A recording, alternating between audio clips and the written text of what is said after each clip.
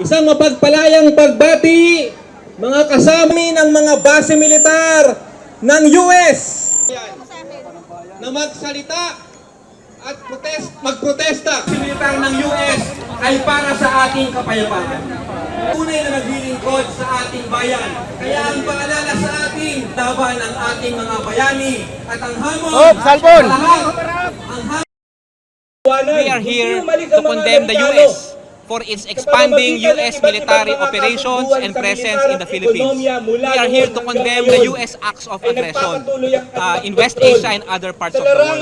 We are here to highlight that the Filipino people are standing up for genuine freedom. We do not want our communities to be dragged into the proxy wars and conflicts of the U.S. We are here to condemn the U.S. acts of aggression in Iran and West Asia. We may be far from Iran, but we are feeling the impact of the crisis in Iran through the rising prices of oil, through the displacement of our migrant workers, through the effect of the global economy that is under attack because of the continuing disruption in the oil supply.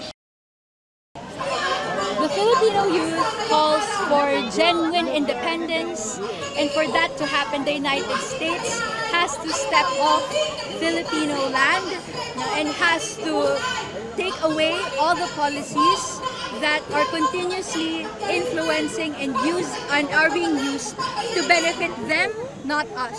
Now we have the Enhanced Defense Cooperation Agreement, Mutual Defense Treaty, VSA, that continuously allow U.S. military to step on Philippine soil and use our resources for their own capital profit and gain.